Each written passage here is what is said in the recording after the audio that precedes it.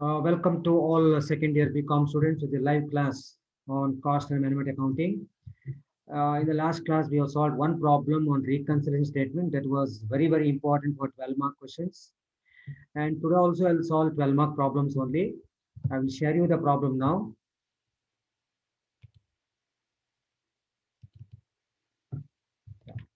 Hope you can see my PPT.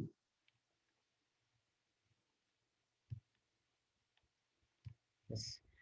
Now look at the problem.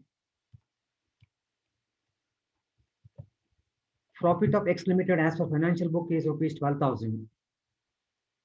And for the month of October 2017, whatever the month, whatever the year, for us, month and year is not important. We need only the profit of the financial book, profit of the cost book. For the same period, for the same October 2017, as per the cost accountant, profit was 16,000. So ಹಾಗಿದ್ರೆ financial book ಪ್ರಕಾರ profit 12,000 ಇದೆ, casting book ಪ್ರಕಾರ profit 16,000, 4,000 profit ಅಲ್ಲಿ ವ್ಯತ್ಯಾಸ ಇದೆ. ಈ ವ್ಯತ್ಯಾಸವನ್ನು find out ಮಾಡಲಿಕ್ಕೆ ನಾವು ರೀಕನ್ಸಿಲಿಯೇಷನ್ ಸ್ಟೇಟ್ಮೆಂಟ್ ಪ್ರಿಪೇರ್ ಮಾಡಿ ನಾವು ಫೈಂಡ್ ಔಟ್ ಮಾಡಲಿಕ್ಕೆ ಆಗುತ್ತೆ.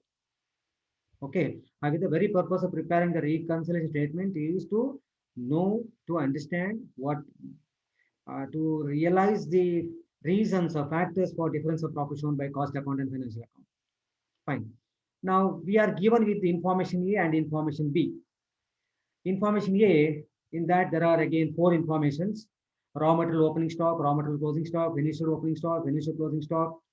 And information B, in that 1, 2, 3, 4, 5, 6, 7 information given, correct? Now, information BOD, the following items do not appear in cost account. Following item do not appear in the cost account. ಹಾಗಂದ್ರೇನು? Financial book ಅಲ್ಲಿ ಮಾತ್ರ entry ಆಗಿದೆ. Correct ಅಲ್ಲ? Yes. So this is the problem now. We will work out the problem now. I think you have the problem. ಇದೆಲ್ಲ ಬರ್ಕೊಂಡಿದ್ದೀರಿ ನೀವು. ನಾನು Excel sheet ನಿಮಗೆ share ಮಾಡ್ತೇನೆ, ವರ್ಕ್ ಬುಕ್ ಅಂತ ನಾನು ಹೇಳೋದಕ್ಕೆ. ಎಸ್, ಹೆಡಿಂಗ್ ರೀಕನ್ಸಿಲಿಯೇಷನ್ ಸ್ಟೇಟ್ಮೆಂಟ್ ಬರ್ದಿದ್ದೀರಾ ನೀವು. Make 3 columns. First column particulars, second column amount, third column is also amount. Okay, now in this problem you are given with both the profits. You are given with both the profits, correct ಅಲ್ಲ? Profit as per cost account ಕೊಟ್ಟಿದ್ದಾರೆ, profit as per financial book ಇದೆ, correct ಅಲ್ಲ?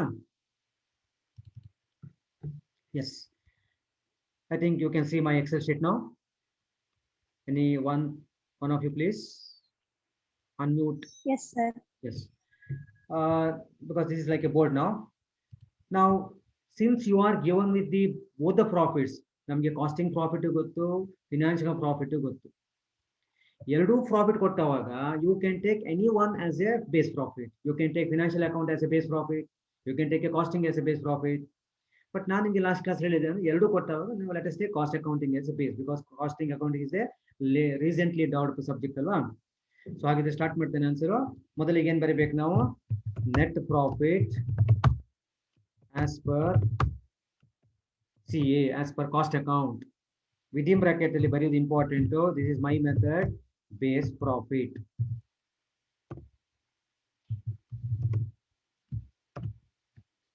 Okay, ಈಗ as per the cost account profit ಎಷ್ಟು ನೋಡಿ. Look at the problem. Cost account profit as per financial book 12,000, as per cost account 16,000. ಸರಿ ಅಲ್ವಾ? So let us write last column 16,000. Now then you write add and leave some space. ಒಂದು 5-6 line ಬಿಡಿ, 4-5 line 5-6 line ಬಿಟ್ಬಿಡಿ. ಆಮೇಲೆ less ಅಲ್ಲಿ ಸಹ ನಿಮಗೆ automatic line ಸಿಗ್ತದೆ. ಫೈನ್. ನಾವು come to the first transaction the problem. Information ಎ ನೋಡಿ, ಕಾಲಮ್ ನೋಡಿ, ಪರ್ಟಿಕ್ಯುಲರ್ಸ್ FACA ಅಂತ ಇದೆ. ರಾ ಮಟೀರಿಯಲ್ಸ್ ಓಪನಿಂಗ್, ಅದರ್ಥ ಏನು? Opening stock of raw material. Financial book ಅಲ್ಲಿ 20,000 ಇದೆ, ಕಾಸ್ಟಿಂಗ್ ಅಲ್ಲಿ 16,000 ಇದೆ. ಈಗ step number 1, opening stock of raw material expenses revenue. ನಾನು ಲಾಸ್ಟ್ ಕ್ಲಾಸ್ ಹೇಳಿರ್ಬೇಕು ನಿಮಗೆ. ಏನಂತ ಹೇಳಿದ್ದೆ ನಿಮಗೆ? all opening stock is considered as an expense. ಎಲ್ಲ ಓಪನಿಂಗ್ ಸ್ಟಾಕ್ ಇರೋದು ಎಕ್ಸ್ಪೆನ್ಸಸ್, ಸರಿ ಅಲ್ವಾ? ಯಾಕೆ ಡೆಬಿಟ್ ಸೈಡ್ ಅಲ್ಲಿ ಎಂಟ್ರಿ ಮಾಡ್ತೇವೆ ನಾವು ಫೈನಾನ್ಷಿಯಲ್ ಬುಕ್ ಅಲ್ಲಿ, to opening stock correct.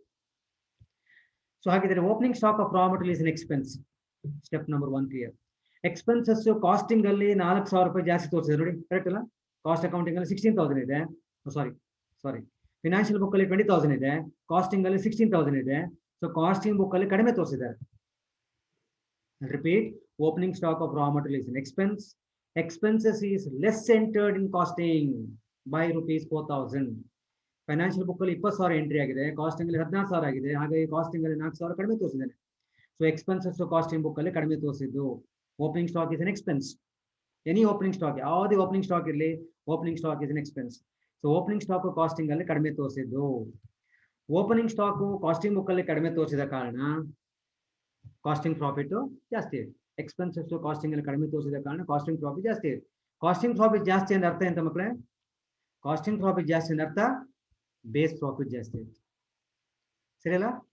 Casting profit ಜಾಸ್ತಿ ಅಂದ್ರೆ ಅರ್ಥ ಬೇಸ್ ಪ್ರಾಫಿಟ್. ಯಾಕೆ ಹೇಳಿ? ನೀವು ಬರ್ತಿದ್ದೀರಿ ನೋಡಿ, net profit as per cost account within bracket base profit. So costing profit ಜಾಸ್ತಿ ಅಂದ್ರೆ ಬೇಸ್ ಪ್ರಾಫಿಟ್ ಜಾಸ್ತಿ ಆಯ್ತು. ಬೇಸ್ ಪ್ರಾಫಿಟ್ ಜಾಸ್ತಿ ಆದ್ರೆ ಏನ್ ಮಾಡ್ಬೇಕು ಗೊತ್ತು ನಿಮ್ಗೆ? ಬೇಸ್ ಪ್ರಾಫಿಟ್ ಜಾಸ್ತಿ ಆದ ಕಾರಣ ಲೆಸ್ ಮಾಡಬೇಕು. ಬೇಸ್ ಪ್ರಾಫಿಟ್ ಜಾಸ್ತಿ ಆದ ಕಾರಣ ಲೆಸ್ ಮಾಡಬೇಕು, ಕರೆಕ್ಟ್ ಅಲ್ಲ? Correct. Opening stock of raw material more entered in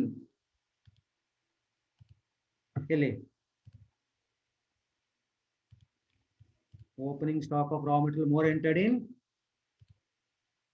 financial account. Difference amount ಎಷ್ಟು? 4,000, ಕರೆಕ್ಟ್ ಅಲ್ಲ? ಓಪನಿಂಗ್ ಸ್ಟಾಕ್ ಹೇಳಿದ್ರೆ ಎಕ್ಸ್ಪೆನ್ಸಸ್ ಕಾಸ್ಟಿಂಗ್ ಬುಕ್ ಅಲ್ಲಿ ಕಡಿಮೆ ತೋರಿಸಿದ್ದಾರೆ. ಎಕ್ಸ್ಪೆನ್ಸಸ್ ಕಾಸ್ಟಿಂಗ್ ಬುಕ್ ಅಲ್ಲಿ ಕಡಿಮೆ ತೋರಿಸಿದ ಕಾರಣ ಕಾಸ್ಟಿಂಗ್ ಪ್ರಾಫಿಟ್ ಜಾಸ್ತಿ ಆಯಿತು. ಹಾಗಾಗಿ ಅದರ್ಥ ಬೇಸ್ ಪ್ರಾಫಿಟ್ ಜಾಸ್ತಿ ಆಯಿತು. ಬೇಸ್ ಪ್ರಾಫಿಟ್ ಜಾಸ್ತಿ ಆದ ಕಾರಣ ಲೆಸ್ ಮಾಡಬೇಕು. ಫೈನ್. ಈಗ ಕ್ಲೋಸಿಂಗ್ ಸ್ಟಾಕ್ ಬನ್ನಿ. Closing stock of what? Closing stock of raw material. Heading ನೋಡಿ, raw material opening, raw material closing. So closing stock of raw material costing book ಅಲ್ಲಿ ಏನಿದೆ? ಕಾಸ್ಟಿಂಗ್ ಬುಕ್ ಅಲ್ಲಿ ಕಡಿಮೆ ತೋರಿಸಿದ್ದಾರೆ, 2,000 ರೂಪಾಯಿ ಡಿಫರೆನ್ಸ್ ಇದೆ. 24,000 ಫೈನಾನ್ಷಿಯಲ್ ಬುಕ್ ಅಲ್ಲಿ, ಕಾಸ್ಟಿಂಗ್ ಅಲ್ಲಿ 22,000. ಸೊ 2,000 ಕಾಸ್ಟಿಂಗ್ ಅಲ್ಲಿ ಕಡಿಮೆ ಇದೆ. Closing stock of raw material revenue costing ಅಲ್ಲಿ ಕಡಿಮೆ ತೋರಿಸಿದ್ದಾರೆ. ರೆವಿನ್ಯೂ ಕಾಸ್ಟಿಂಗ್ ಅಲ್ಲಿ ಕಡಿಮೆ ತೋರಿಸಿದ ಕಾರಣ ಕಾಸ್ಟಿಂಗ್ ಪ್ರಾಫಿಟ್ ಕಡಿಮೆ ಆಯಿತು. ಕಾಸ್ಟಿಂಗ್ ಪ್ರಾಫಿಟ್ ಕಡಿಮೆ ಅಂದ್ರೆ ಬೇಸ್ ಪ್ರಾಫಿಟ್ ಕಡಿಮೆ ಆಯಿತು. ಬೇಸ್ ಪ್ರಾಫಿಟ್ ಕಡಿಮೆ ಆದ ಕಾರಣ ನಾವು ಆಡ್ ಮಾಡಬೇಕು, ಜಾಸ್ತಿ ಮಾಡಬೇಕು.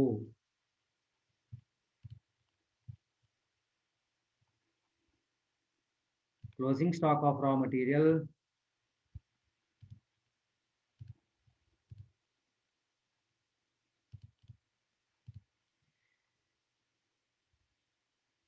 ಎಕ್ಸೆಸ್ ಇನ್ ಫೈನಾನ್ಷಿಯಲ್ ಅಕೌಂಟ್ ಅಥವಾ ಮೋರ್ ಎಂಟರ್ಡ್ ಇನ್ ಫೈನಾನ್ಸ್. ನಿಮ್ಮ ಸೆಂಟೆನ್ಸ್ ಎಲ್ಲ ಬರೀರಿ, ಒಂದು ನೀವೇ ಅರ್ಥ ಮಾಡ್ಕೊಂಡ್ರಿ. Closing stock of raw material more entered in financial account, no problem. So difference amount ಮಾತ್ರ ತಗೊಳ್ಳಿಕ್ಕೆ ಇಲ್ಲಿ ಡಿಫರೆನ್ಸ್ ಅಮೌಂಟ್ ಎಷ್ಟು? 2,000, ಕರೆಕ್ಟ್ ಅಲ್ಲ? ಡಿಫರೆನ್ಸ್ ಅಮೌಂಟ್ 24,000 ಮತ್ತು 22,000. ಎಸ್. ಆಮೇಲೆ finish goods opening finish goods expense revenue. Opening finish goods ಹೇಳಿದ್ರೆ opening ಹೇಳಿದ್ರೆ expenses, ಕಣ್ಣು ಮುಚ್ಚಿ ಹೇಳ್ಬೋದು. Any opening stock is an expense. Expenses costing ಅಲ್ಲಿ ನಮ್ಗೆ ಯಾವ್ದು ಬೇಕೀಗ? ಫಿನಾನ್ಷಿಯಲ್ ಬುಕ್ ಬೇಕಾ, ಕಾಸ್ಟಿಂಗ್ ಬೇಕಾ? ನಮ್ದು ಬೇಸ್ ಪ್ರಾಫಿಟ್ ಯಾವುದು? ಮೊದಲಿಗೆ ತಗೊಂಡಿದ್ದು ಯಾವುದು? ಕಾಸ್ಟಿಂಗ್. ಹಾಗಾಗಿ ಬೇಸ್ ಪ್ರಾಫಿಟ್ ಅಂದ್ರೆ ಕಾಸ್ಟಿಂಗ್ ಇಲ್ಲಿ, ಕಾಸ್ಟಿಂಗ್ ಬೇಸ್ ಪ್ರಾಫಿಟ್ ಎರಡು ಬಂದೆ. ಹಾಗಾಗಿ ನೀವು opening stock of finish goods costing book ಅಲ್ಲಿ ಏನಾಗಿದೆ ನೋಡಿ. Opening stock of finish goods costing ಅಲ್ಲಿ ಮೋರ್ ಎಂಟರ್ 51,000 ರೂಪಾಯಿ ಇದೆ, ಇಲ್ಲ 50,000 ರೂಪಾಯಿ ಇದೆ, 1,000 ರೂಪಾಯಿ ಜಾಸ್ತಿ ಇದೆ ಕಾಸ್ಟಿಂಗ್ ಅಲ್ಲಿ. So opening stock of finish goods expense is more entered in cost accounting. Since it's an expense is more entered in costing. Since expense is more entered in costing profit reduced. Costing profit reduced means base profit reduced. Since base profit reduced, we have to add. ಸರಿಯಾ? Finish goods opening 1,000 difference amount. Opening finish goods ನಿಮ್ಗೆ ಹೇಗೆ ಅರ್ಥ ಆಯ್ತು ಹಾಗೆ ಬರೀರಿ, ತೊಂದರೆ ಇಲ್ಲ. Opening finish goods more entered in cost account, correct ಅಲ್ಲ? More entered in cost account by rupees 1,000. ಹೀಗೂ ಸಹ ಬರೀಬಹುದು ನೀವು. Opening stock of finish goods less entered in financial book, that also can write, no problem. Fine. So difference amount to 1,000. Fine. Next item, Closing finished goods, closing stock of finished goods. Look at the costing book.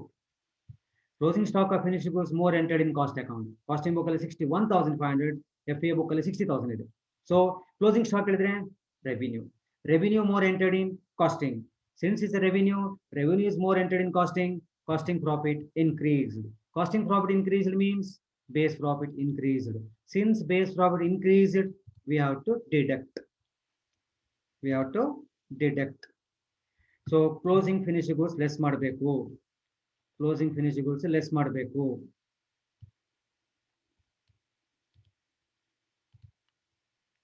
Closing finished goods less ಮಾಡಬೇಕು. Yes. Difference amount ಎಷ್ಟು ನೋಡಿ 1,500. Correct ನೋಡಿ 60 plus 61,500, 1,500. Yes, correct. So ಇಲ್ಲಿಗೆ we have completed information A. Now information B ನೋಡಿ. Information B ನೋಡಿ. The following items do not appear in the cost account. The following items do not appear in the cost account. ಅಂದ್ರೆ costing ಅಲ್ಲಿ entry ಆಗಿಲ್ಲ. It is entered only in financial book. Information 1. Donation to charity. Even otherwise ನಾವು cost sheet ಮಾಡುವಾಗ donation ಕೊಟ್ಟು ತಗೊಳ್ಳೋದಿಲ್ಲ. Donation to charity, donation cost sheet ಎಲ್ಲ exclude ಮಾಡ್ತೇವೆ. Correct ಅಲ್ಲ? Yes. Donation to charity is an expense. Step number 1 ಮುಗಿತು. Donation to charity, donation is expense. This expense is not entered in costing. ಹೇಗೆ ಗೊತ್ತಾಯ್ತು ನಿಮಗೆ? Do not appear in the cost account ಅಂತ ಹೇಳಿದೆ ನೋಡಿ. Information B ನೋಡಿ. Do not appear in the cost account. So casting ಅಲ್ಲಿ entry ಆಗಲಿಲ್ಲ. ಇವನ್ otherwise entry ಆಗುದಿಲ್ಲ ಕಾಸ್ಟಿಂಗ್ ಅಲ್ಲಿ, ನಾವು ತಗೊಳ್ಳೋದಿಲ್ಲ. ಕರೆಕ್ಟ್ ಅಲ್ಲ? ಸೊ ಎಕ್ಸ್ಪೆನ್ಸಸ್ ಕಾಸ್ಟಿಂಗ್ ಅಲ್ಲಿ ತೋರಿಸಲಿಲ್ಲ. ಎಕ್ಸ್ಪೆನ್ಸಸ್ ಕಾಸ್ಟಿಂಗ್ ಅಲ್ಲಿ ತೋರಿಸದೇ ಇದ್ದ ಕಾರಣ, ಎಕ್ಸ್ಪೆನ್ಸಸ್ ಕಾಸ್ಟಿಂಗ್ ಅಲ್ಲಿ ತೋರಿಸದೇ ಇದ್ದ ಕಾರಣ ಕಾಸ್ಟಿಂಗ್ ಪ್ರಾಫಿಟ್ ಜಾಸ್ತಿ ಆಯ್ತು. ಕಾಸ್ಟಿಂಗ್ ಪ್ರಾಫಿಟ್ ಜಾಸ್ತಿ ಅಂದ್ರೆ ಬೇಸ್ ಪ್ರಾಫಿಟ್ ಜಾಸ್ತಿ ಆಯ್ತು. ಕಾಸ್ಟಿಂಗ್ ಪ್ರಾಫಿಟ್ ಜಾಸ್ತಿ ಅರ್ಥ ಅಂತ ಬೇಸ್ ಪ್ರಾಫಿಟ್ ಜಾಸ್ತಿ ಆಯ್ತು. ಬೇಸ್ ಪ್ರಾಫಿಟ್ ಜಾಸ್ತಿ ಆದ ಕಾರಣ ನಾವು ಲೆಸ್ ಮಾಡಬೇಕು, ಕಡಿಮೆ ಮಾಡಬೇಕು. ಸೊ 1,000 ಅಮೌಂಟ್ ಇಲ್ಲಿ ಡಿಫರೆನ್ಸ್ ಅಮೌಂಟ್ ಅಲ್ಲ, ಆಸ್ ಇಟ್ ಈಸ್ ಹಾಗೆ ತಗೊಳ್ಳೋದು. ಕರೆಕ್ಟ್ ಅಲ್ವಾ? ಎರಡು ಅಮೌಂಟ್ ಕೊಟ್ಟಾಗ ಕಂಪೇರ್ ಮಾಡಿ ನಾವು ಡಿಫರೆನ್ಸ್ ತಗೊಳ್ಬೇಕು. ಎಸ್. ನಾವು next profit on sale of motor car. Profit income ಅಲ್ವಾ? ಪ್ರಾಫಿಟ್ ಹೇಳಿದ್ರು ಒಂದು, ಇನ್ಕಮ್ ಹೇಳಿದ್ರು ಒಂದೇ. So this income, this income costing ಅಲ್ಲಿ ಎಂಟ್ರಿ ಆಗಲಿಲ್ಲ. This income, income not entered in costing. Income costing ಅಲ್ಲಿ ಎಂಟ್ರಿ ಆಗದೇ ಇದ್ದ ಕಾರಣ, ರೆವಿನ್ಯೂ ಕಾಸ್ಟಿಂಗ್ ಅಲ್ಲಿ ಎಂಟ್ರಿ ಆಗದೇ ಇದ್ದ ಕಾರಣ ಕಾಸ್ಟಿಂಗ್ ಪ್ರಾಫಿಟ್ ಕಡಿಮೆ ಆಯಿತು. ರೆವಿನ್ಯೂ ಕಾಸ್ಟಿಂಗ್ ಬುಕ್ಕಲ್ಲಿ ತೋರಿಸಲಿಲ್ಲ, ಹಾಗಾಗಿ ಕಾಸ್ಟಿಂಗ್ ಪ್ರಾಫಿಟ್ ಕಡಿಮೆ ಆಯಿತು. ಕಾಸ್ಟಿಂಗ್ ಪ್ರಾಫಿಟ್ ಕಡಿಮೆ ಅಂತ ಅರ್ಥ ಎಂತ? ಬೇಸ್ ಪ್ರಾಫಿಟ್ ಕಡಿಮೆ ಆಯಿತು. ಸೊ ಬೇಸ್ ಪ್ರಾಫಿಟ್ ಕಡಿಮೆ ಆದ ಕಾರಣ ನಾವು ಆಡ್ ಮಾಡಬೇಕು. ಬಿ ಪಿ ಕಡಿಮೆ ಆದ ಕಾರಣ ಜಾಸ್ತಿ ಮಾಡಬೇಕು, ಆಡ್ ಮಾಡಬೇಕು. So difference amount is 2,000. Okay. Next item, exchange rate loss rupees 2,500. Exchange rate loss rupees 2,500. Exchange rate loss, ನಿಮ್ಗೆ ಎಕ್ಸ್ಚೇಂಜ್ ರೇಟ್ ಅಂದ್ರೆ ನಿಮ್ಗೆ ಏನು ಅರ್ಥ ಆಗ್ಲಿಕ್ಕಿಲ್ಲ. ಬಟ್ ಅಲ್ಲಿ ಎಕ್ಸ್ಚೇಂಜ್ ರೇಟ್ ಲಾಸ್ ಇದ್ದ ಕಾರಣ ಕೂಲ್ ಆಗ್ತಾ ಇದೆ ನಿಮ್ಗೆ. It's an expense. ನಮ್ಗೆ ಅಷ್ಟೇ ಗೊತ್ತಾಗ expenses revenue. Step number 1. Exchange rate loss is an expense. Expenses, this expense is not entered in costing. This expense is not entered in costing. Since it's an expense, expense is not entered in costing. Costing profit increased. Expenses costing ಅಲ್ಲಿ ತೋರಿಸಿದ ಕಾರಣ casting profit ಜಾಸ್ತಿ ಆಯ್ತು. Casting profit ಜಾಸ್ತಿ ಅಂದ್ರೆ ಅರ್ಥ, 3ನೇ step casting profit ಜಾಸ್ತಿ ಅಂದ್ರೆ ಅರ್ಥ ಬಿ ಪಿ ಜಾಸ್ತಿ. 4ನೇ ಸ್ಟೆಪ್ ಬಿ ಪಿ ಜಾಸ್ತಿ ಆದ ಕಾರಣ ಲೆಸ್ ಮಾಡಬೇಕು. ಬಿ ಪಿ ಜಾಸ್ತಿ ಆದ ಕಾರಣ ಲೆಸ್ ಮಾಡಬೇಕು. 2,500. Okay. Next item, bad debts written off. Bad debts written off, bad debts ಎಲ್ಲ ನಾವು ಕಾಸ್ಟಿಂಗ್ ತಗೊಳ್ಳೋದಿಲ್ಲ, ಹೆಚ್ಚಾಗಿ ಎಕ್ಸ್ಕ್ಲೂಡ್ ಮಾಡ್ತೇವೆ. Bad debts written off, it is not entered in cost account here. Correct? So bad debts as expense revenue. Step number 1 is an expense. Step number 2, impact on costing profit ಏನಾಯ್ತು? Impact on base profit ಏನಾಯ್ತು ನೋಡಿ. ಈಗ base profit ಯಾವುದು? Base profit costing profit ಎರಡು ಒಂದೇ. Impact on costing profit, impact on base profit ಮೇಲೆ ನೋಡಿ. It's an expense. Bad debts is an expense. Expense not entered in costing. Since it's an expense, expense is not entered in costing. Costing profit increased. Expenses costing ಅಲ್ಲಿ ತೋರಿಸದೇ ಇದ್ದ ಕಾರಣ casting profit ಜಾಸ್ತಿ ಆಯ್ತು. Casting profit ಜಾಸ್ತಿ ಅಂದ್ರೆ ಅರ್ಥ, 3ನೇ step casting profit ಜಾಸ್ತಿ ಅಂದ್ರೆ ಅರ್ಥ ಬಿ ಪಿ ಜಾಸ್ತಿ ಆಯಿತು. ಬಿ ಪಿ ಜಾಸ್ತಿ ಆದ ಕಾರಣ ನಾವು ಲೆಸ್ ಮಾಡಬೇಕು. So less bad debts not entered in cost account ಅಥವಾ bad debts entered only in financial account. Bad debts entered only in financial account. ನಿಮ್ಗೆ ಹೇಗಾಯ್ತು ಆಗ್ಬರೀರಿ. Okay, bad debts entered only in financial book ಬರ್ದಿಲ್ಲ, bad debts not entered in costing book ಬರ್ದಿಲ್ಲ. Okay, next discount allowed. Discount allowed rupees 500. Discount allowed is an expense. Discount allowed is an expense. This expenses ಈಗ ಎಲ್ಲಿ entry ಆಗಿಲ್ಲ, costing ಅಲ್ಲಿ entry ಆಗಿಲ್ಲ. This expense is not entered in costing. Since it's an expense, expense is not entered in costing. Costing profit increased. ಇದು expenses casting book ಅಲ್ಲಿ entry ಆಗದೆ ಇದ್ದ ಕಾರಣ ಕಾಸ್ಟಿಂಗ್ ಪ್ರಾಫಿಟ್ ಜಾಸ್ತಿ. ಕಾಸ್ಟಿಂಗ್ ಪ್ರಾಫಿಟ್ ಮೂರನೇ ಸ್ಟೆಪ್. ಈಗ ಕಾಸ್ಟಿಂಗ್ ಪ್ರಾಫಿಟ್ ಜಾಸ್ತಿ means, casting profit ಜಾಸ್ತಿ ಅಂದ್ರೆ ಬೇಸ್ ಪ್ರಾಫಿಟ್ ಜಾಸ್ತಿ. ನಾಲ್ಕನೇ ಸ್ಟೆಪ್, ಬೇಸ್ ಪ್ರಾಫಿಟ್ ಜಾಸ್ತಿ ಆದ ಕಾರಣ ನಾವು ಲೆಸ್ ಮಾಡಬೇಕು. BP ಜಾಸ್ತಿ ಆದ ಕಾರಣ ಕಡಿಮೆ ಮಾಡಬೇಕು. Amount discount allowed 500. ಏನ್ ಬರೀತೀರಿ ಪರ್ಟಿಕ್ಯುಲರ್ ಕಾಲಮ್ ಅಲ್ಲಿ?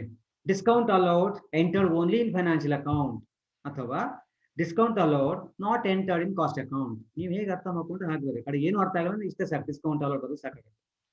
ಬಟ್ ಚೆನ್ನಾಗಿ ಬರೆದ್ರೆ ಒಳ್ಳೇದು. Discount allowed not entered in financial account, sorry not entered in cost account ಅಥವಾ discount allowed entered only in financial account, ಆ ರೀತಿ ಬರೆದ್ರೆ ಒಳ್ಳೇದು. Okay, next discount received. ನಾವು ಡಿಸ್ಕೌಂಟ್ ರಿಸೀವ್ಡ್ ಈಗ ಗೊತ್ತಾಯ್ತು ನಿಮಗೆ. Expenses revenue. ಡಿಸ್ಕೌಂಟ್ ರಿಸೀವ್ಡ್ ಹೇಳಿದ್ರೆ ರಿಸೀವ್ಡ್ ಇದ್ದ ಕಾರಣ ಇಟ್ಸ್ ಇನ್ಕಮ್. ದಿಸ್ ಇನ್ಕಮ್ ಎಲ್ಲಿ ಎಂಟ್ರಿ ಆಗಿಲ್ಲ? ಕಾಸ್ಟಿಂಗ್ ಅಲ್ಲಿ ಎಂಟ್ರಿ ಆಗಿಲ್ಲ. This income not entered in costing. Since it's income, income is not entered in cost account, costing profit reduced. Costing profit reduced means base profit reduced. Since base profit reduced, we have to add. We have to add rupees 400. Discount received ಹೇಳಿದ್ರೆ ಇದು income costing ಅಲ್ಲಿ entry ಆಗಲಿಲ್ಲ. Casting ಅಲ್ಲಿ revenue ತೋರಿಸಿದ ಕಾರಣ casting profit ಕಡಿಮೆ ಆಯ್ತು. Casting profit ಕಡಿಮೆ ಅಂದ್ರೆ BP ಕಡಿಮೆ ಆಯ್ತು. BP ಕಡಿಮೆ ಆದ ಕಾರಣ ಜಾಸ್ತಿ ಮಾಡಬೇಕು. Add discount received not entered in cost account ಅಥವಾ ಹೀಗೂ ಬರಿಬಹುದು, discount entered only in financial account. ನಿಮ್ಗೆ ಹೇಗಾಯ್ತು ಹಾಗೆ. Last item, rent received rupees 600. Rent received expenses revenue. Rent received expense revenue. Received the current income. This income not entered in costing. Income costing ಅಲ್ಲಿ ತೋರಿಸಲಿಲ್ಲ, ಹಾಗಾಗಿ casting profit ಕಡಿಮೆ ಆಯಿತು. Casting profit ಕಡಿಮೆ ಅಂದ್ರೆ ಅರ್ಥ ಬೇಸ್ ಪ್ರಾಫಿಟ್ ಕಡಿಮೆ ಆಯಿತು. ಬೇಸ್ ಪ್ರಾಫಿಟ್ ಕಡಿಮೆ ಆದ ಕಾರಣ ನಾವು ಜಾಸ್ತಿ ಮಾಡಬೇಕು, ಆಡ್ ಮಾಡಬೇಕು. ಆಡ್ ಮಾಡಬೇಕು.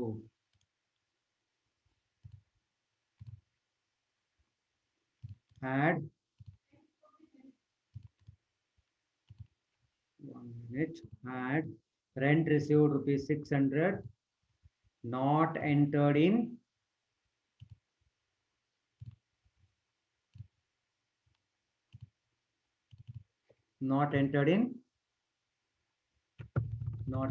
costing.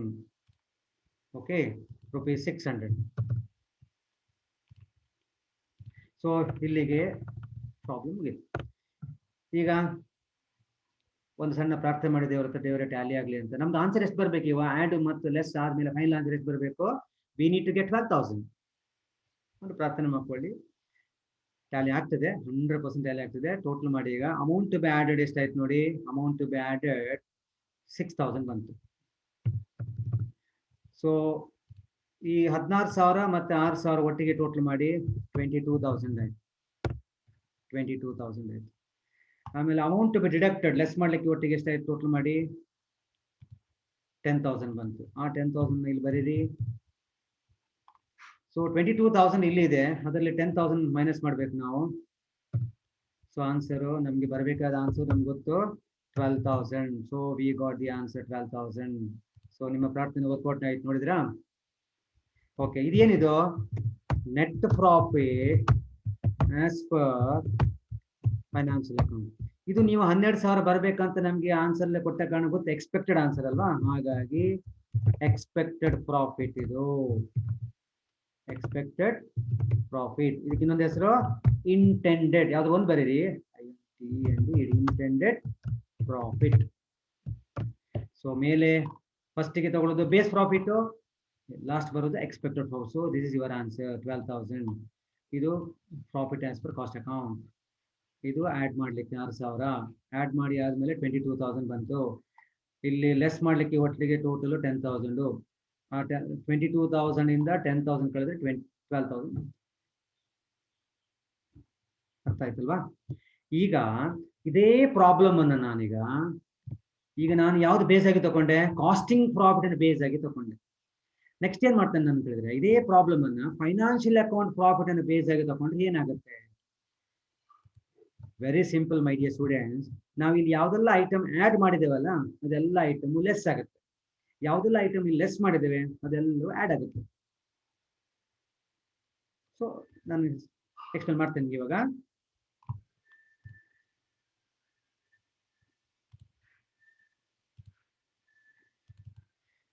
ಎಸ್, ಈಗ ನೋಡಿ, ಮೊದಲಿಗೆ ನಾವೇನ್ ಬರೀಬೇಕು ಇವಾಗ?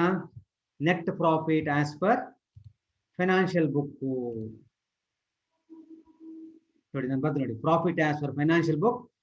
ಈಗ ಫೈನಾನ್ಷಿಯಲ್ ಅಕೌಂಟ್ ಪ್ರಾಫಿಟ್ ಹೇಳಿದ್ರು ಒಂದೇ, ಬೇಸ್ ಪ್ರಾಫಿಟ್ ಹೇಳಿದ್ರು ಒಂದೇ. Financial profit base profit one and same. ನನಗೆ ಯಾವ್ದು ತಗೊಂಡೆ ಈಗ?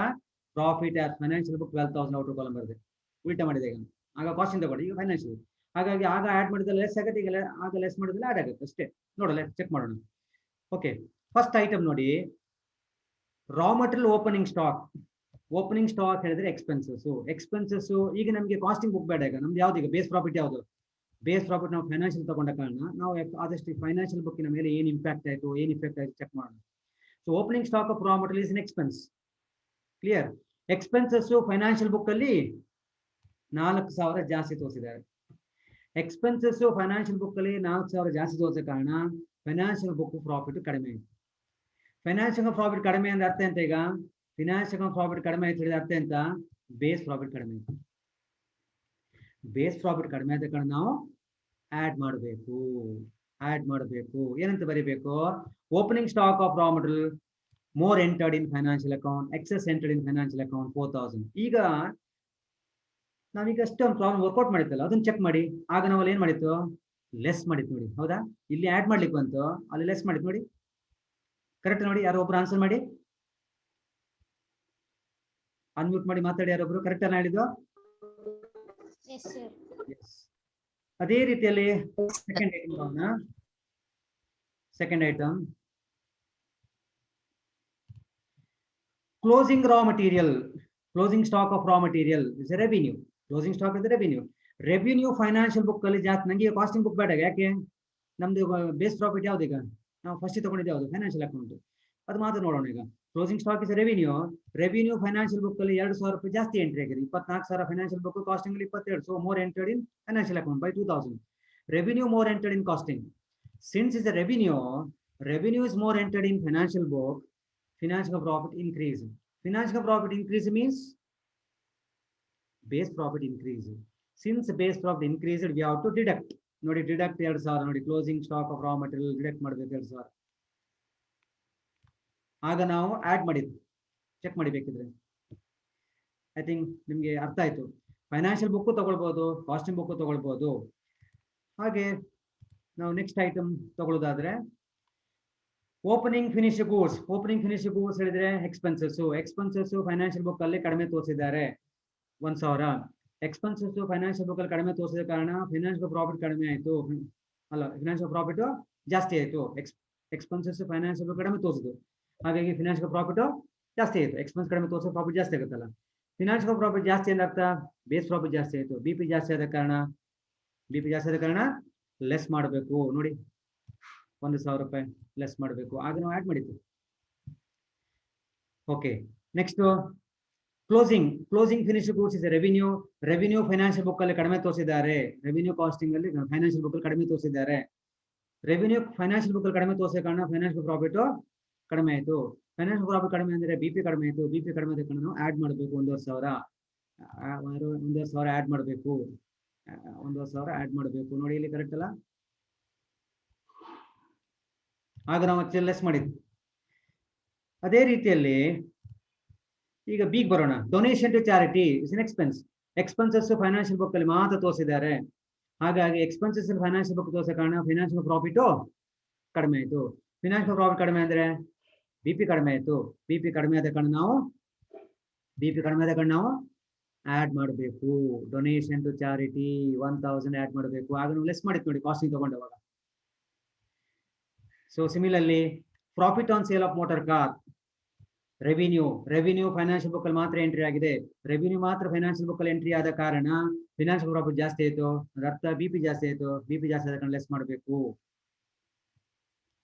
Profit on sale of motor car. Similarly exchange rate loss is an expense. Expenses financial book ಅಲ್ಲಿ ಮಾತ್ರ ಎಂಟ್ರಿ ಆಗಿದೆ. ಎಕ್ಸ್ಪೆನ್ಸಸ್ ಫೈನಾನ್ಷಿಯಲ್ ಬುಕ್ ಮಾತ್ರ ಹೊಸ ಕಾರಣ ಫೈನಾನ್ಷಿಯಲ್ ಪ್ರಾಫಿಟ್ ಕಡಿಮೆ ಆಯ್ತು. ಫೈನಾನ್ಷಿಯಲ್ ಪ್ರಾಫಿಟ್ ಕಡಿಮೆ ಆಯ್ತು, BP ಕಡಿಮೆ ಆಯ್ತು. BP ಕಡಿಮೆ ಆದ ಕಾರಣ ನಾವು ಜಾಸ್ತಿ ಮಾಡಬೇಕು. ಎಕ್ಸ್ಚೇಂಜ್ ರೇಟ್ ಲಾಸ್ ಆಡ್ ಮಾಡಬೇಕು. So my dear students, what is important here? ನನಗೆ financial profit costing profit important ಅಲ್ಲ. What is important? ಯಾವ ಪ್ರಾಫಿಟ್ ಅನ್ನು ಮೊದಲಿಗೆ ನೀವು ತಗೋತೀರಿ, ಯಾವುದನ್ನ ಬೇಸ್ ಆಗಿ ತಗೋತೀರಿ, that is important. Base profit may be costing profit, base profit may be financial account profit. Correct ಅಲ್ಲ? ಎಸ್. ಹಾಗೆ next, bad debt written off is an expense. Expenses financial book ಅಲ್ಲಿ ಮಾತ್ರ ಎಂಟ್ರಿ ಆಗಿದೆ, ಹಾಗಾಗಿ financial profit ಕಡಿಮೆ ಆಯಿತು. BP ಕಡಿಮೆ ಆಯಿತು. BP ಕಡಿಮೆ ಆದ ಕಾರಣ ಜಾಸ್ತಿ ಮಾಡಬೇಕು, ಆಡ್ ಮಾಡಬೇಕು. ನೋಡಿ, ಬ್ಯಾಡ್ ಡೆಟ್ಸ್ ಆಡ್ ಮಾಡಬೇಕು.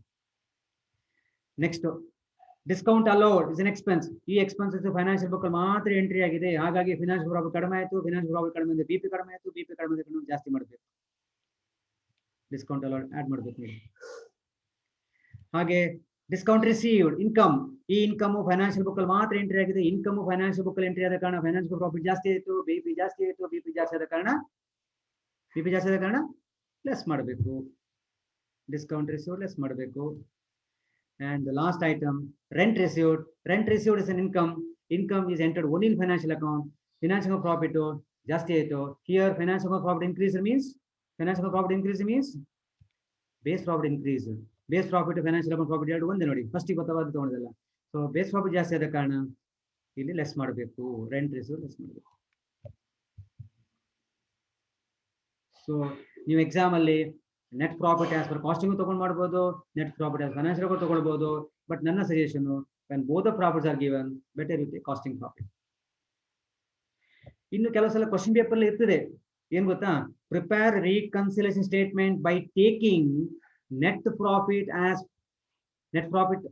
as per financial account as base.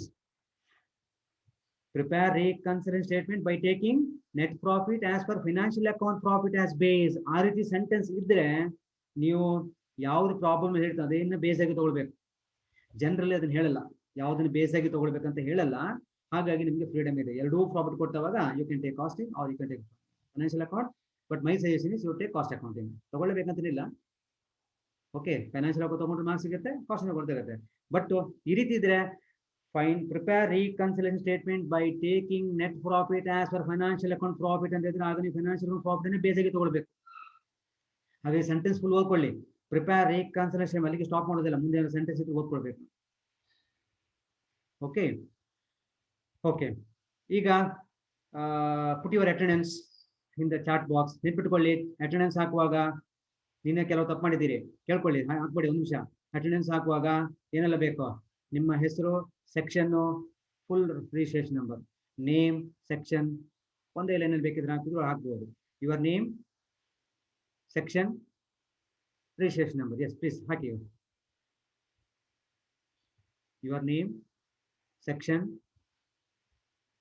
Registration number, all three required ನನಗೆ ಅಟೆಂಡೆನ್ಸ್ಗೆ ಎಂಟ್ರಿ ಮಾಡಲಿಕ್ಕೆ. ಓಕೆ, ಸೊ ಅಟೆಂಡೆನ್ಸ್ ಹಾಕ್ತಾ ಇರಿ. ಬೇರೆ ಯಾರಿಗೂ ಡೌಟ್ ಇದ್ರೆ ಕೇಳ್ಬೋದು.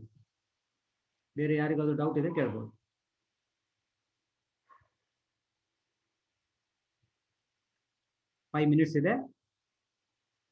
ಅನ್ಮ್ಯೂಟ್ ಮಾಡಿ, you can ask your doubts.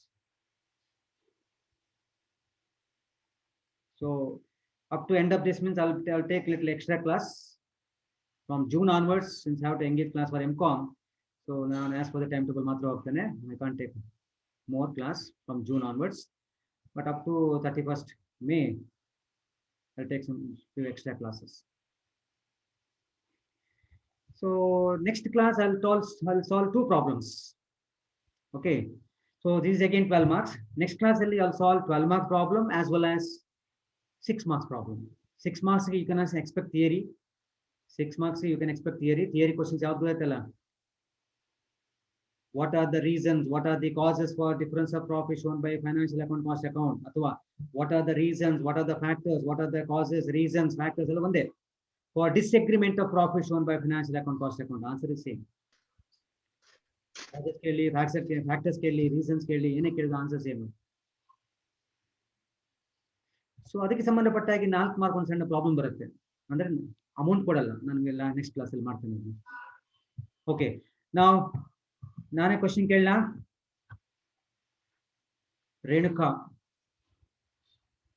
Renuka unmute ಮಾಡಿ, ಕ್ವಶನ್ ಕೇಳ್ತೇನೆ ಈಗ.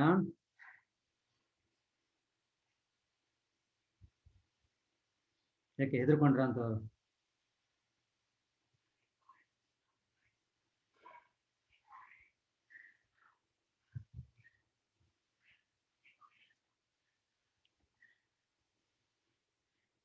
ಓಕೆ, ಯಾರಿಗಾದ್ರೂ ಕೇಳಿಕ್ಕಿದ್ರೆ ಕೇಳಿ, ಕ್ವಶನ್ ಕೇಳಿಕ್ಕಿದ್ರಿ? ಎನಿಬಡಿ ಯಾರಿಗಾದ್ರೂ ಕ್ವಶನ್ ಕೇಳಿಕ್ಕಿದ್ರೆ definitely you can ask. Namita, any questions to ಕೇಳಿಕೊಂಡ?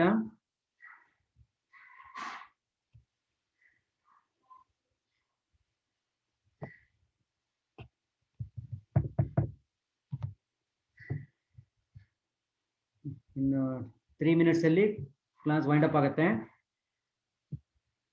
ಇದು ಆನ್ಲೈನ್ ಕ್ಲಾಸ್ ಆದ ಕಾರಣ ಇಂಟ್ರಾಕ್ಷನ್ಸ್ ಇದ್ರೆ ಒಳ್ಳೇದು. ನಿಮ್ಗೆ ಡೌಟ್ ಇದ್ರೆ ಕೇಳ್ಬೋದು.